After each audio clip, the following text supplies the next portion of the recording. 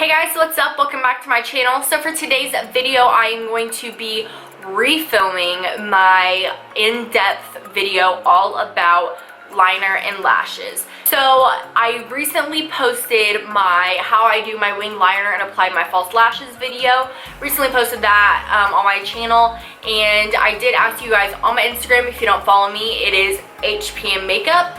But I asked you guys on there if you guys wanted to see a part 2 to that video, because I did film an entire video where I did talk very in depth about different kinds of liners, different kinds of lashes, glues, and tools, that kind of stuff. The video ended up almost being 25 minutes long, so I thought nobody's gonna sit here and listen to me for 25 minutes, so I went ahead and just cut all of the rambling out and just focused on the actual how-to part of the video. I felt like I went very in depth with the entire conversation, and I thought that was some good information that I really didn't want my subscribers to miss out on, because people will ask me, you know, what kind of lashes should I get? What lashes do you recommend? What glue do you recommend?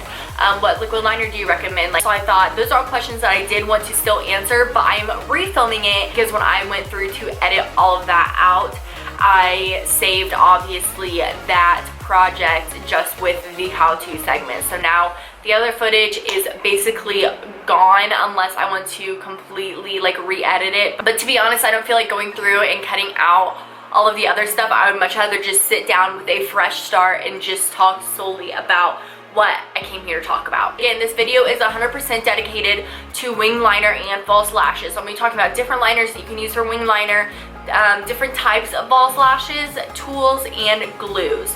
So if you guys want to know basically everything that you need to know about liners and lashes, just keep watching. Okay, so if you saw my how to wing liner and false lashes video, if you have not seen it, I will link it down below. But if you saw that video, then you know that I use the L'Oreal Voluminous Superstar Liquid Liner. This is a felt tip liquid liner, and a felt tip liquid liner is basically one that looks like a marker. This is by far my favorite way to do my wing. It is so effortless for me. This is just easiest for me because I can hold it how I would hold a pen, and I just go ahead and I draw my wing on, and it really is the absolute easiest way for me to do my winged liner. Another way that you can do a winged liner is you can use a gel liner. This is the NYX gel liner. This is just a little pot of some gel liner. It's almost gone, really. The reason why I don't use it really for wing liner is because while the rest of my face is dry, my eyelids are very oily, and they're also slightly hooded.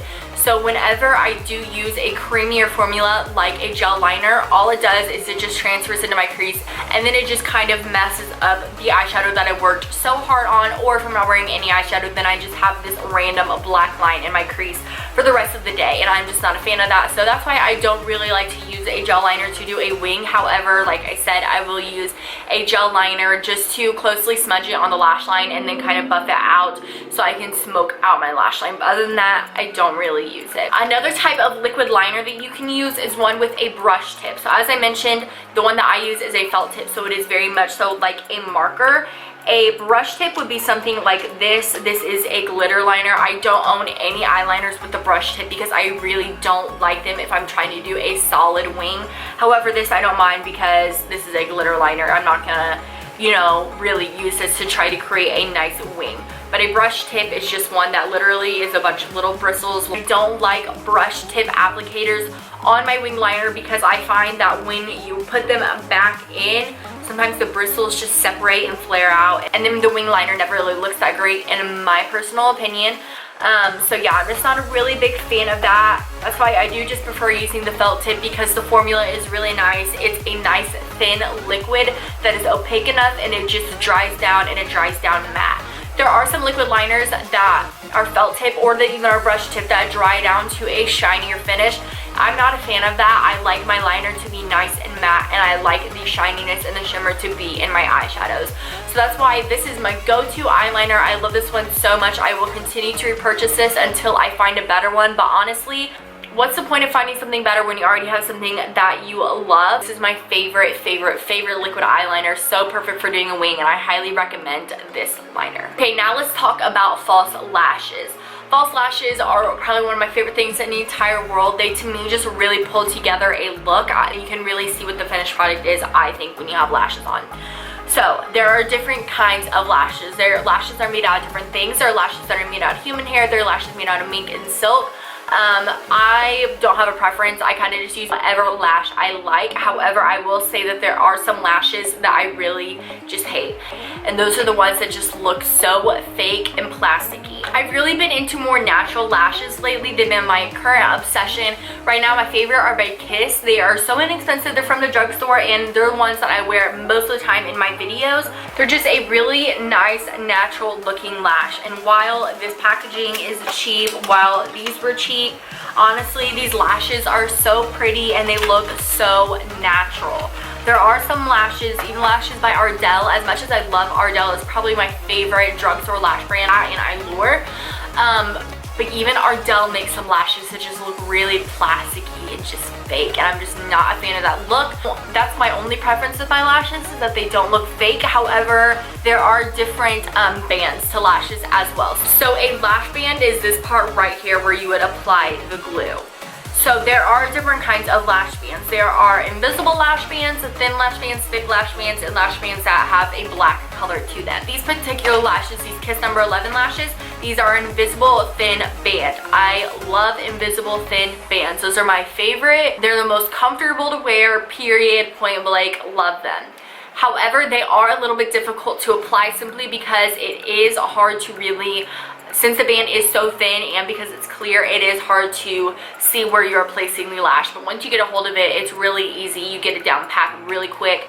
My favorite lashes from Allure are the ones that are collaboration with Vegas Nay. They're just really fluffy, glamorous lashes. I love them so much.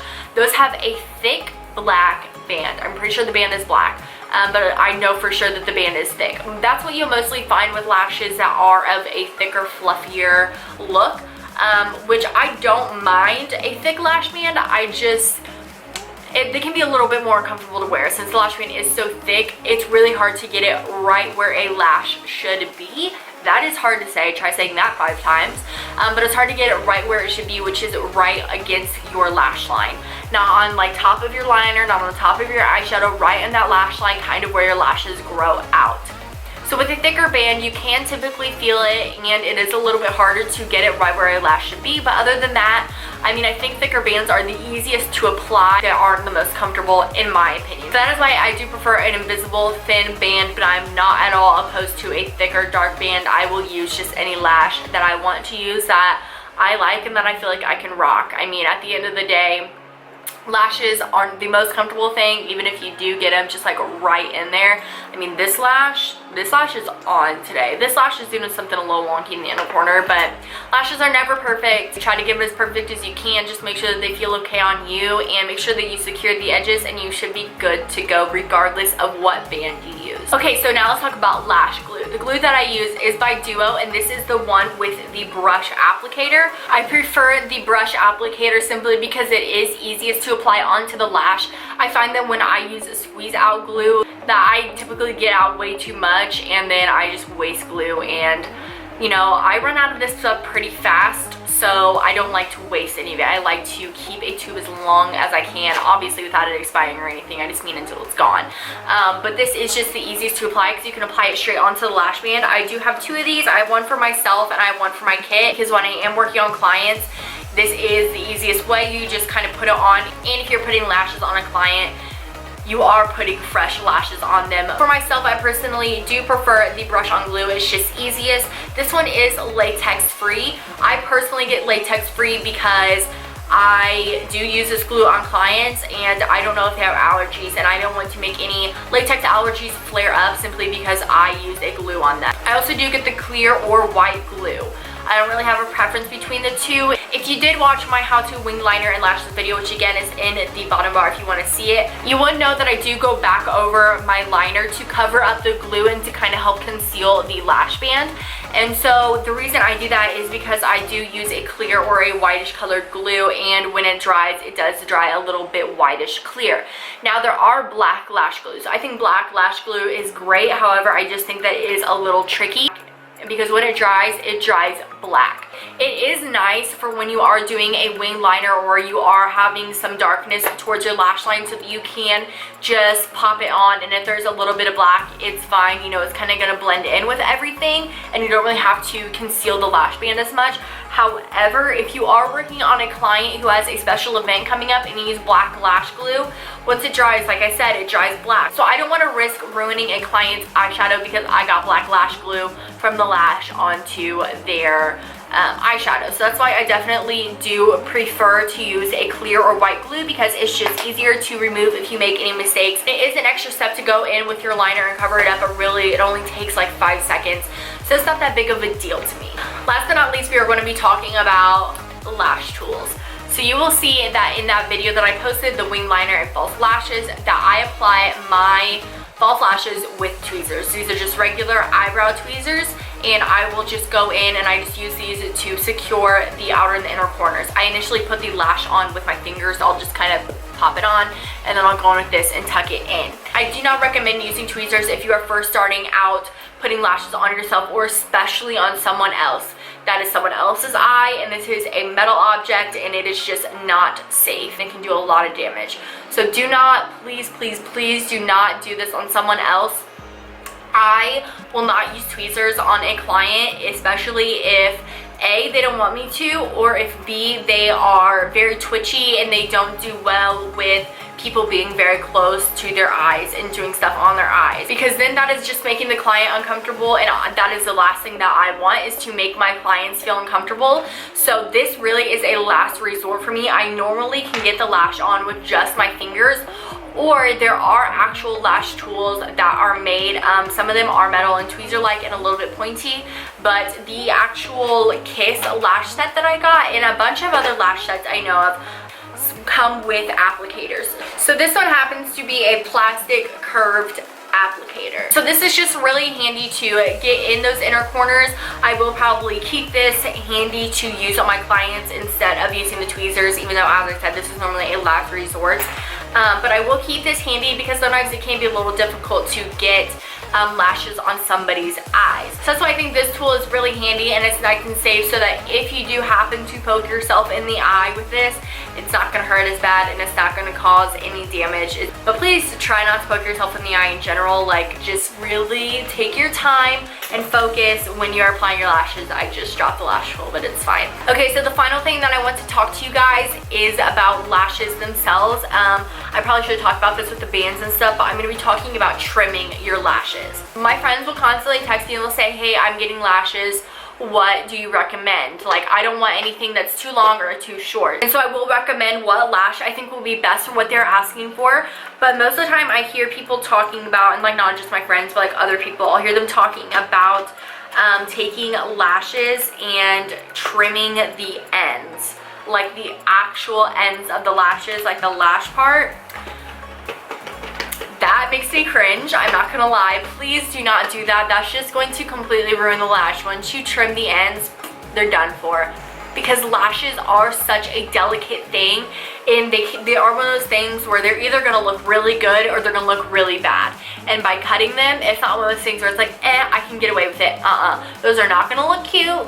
I'm just being honest, they're not gonna look cute, they're not gonna look good. When you're shopping for lashes and you're looking for a lash, think about what you want. Do I want drama? Do I want natural? Do I want kind of an everyday style? And I promise you, you will find what you're looking for. Whether you get an expensive brand of lashes online, or you get lashes at the drugstore, you will be able to find lashes that suit your needs. Now, if you see lashes and you think, wow, those look huge, like whether they look really long or they look really wide, it's not the end of the world. Go ahead and buy them, and you can always trim your lashes. Okay, so when you get your false lashes, the first thing that you want to do is you want to just take them out of the packaging, and you want to just sit it on your eye to measure to see if it fits.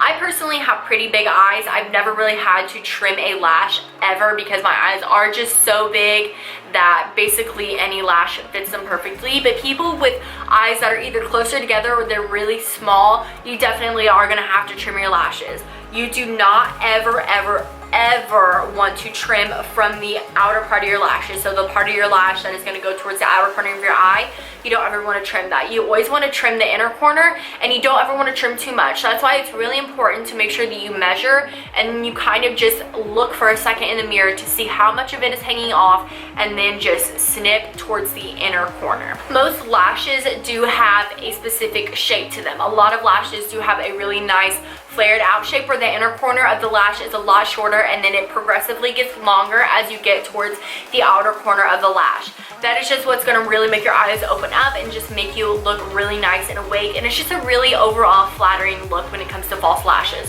So that is why you never want to trim the outside, the longest part, because that is just going to ruin the lash and it's just going to give you a very bad look.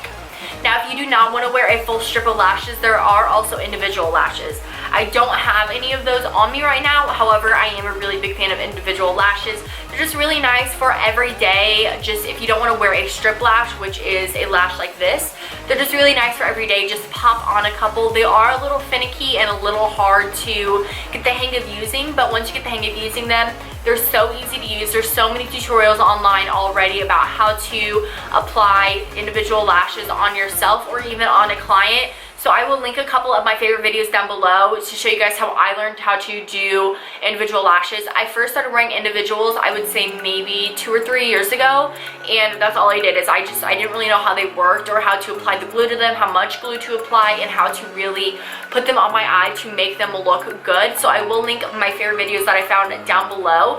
But I definitely do prefer strip lashes just because it is just already a created lash for you, and all you have to do is measure it, trim it in the inner corner. Do not trim the actual length of the lash, and your lashes should be good to go. They should look beautiful and perfect. So that is the end of this video, you guys. I hope you guys enjoyed, and I hope you found it informative.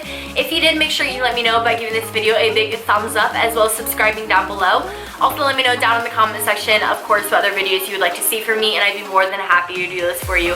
But until then, I'll see you guys in my next one. Bye.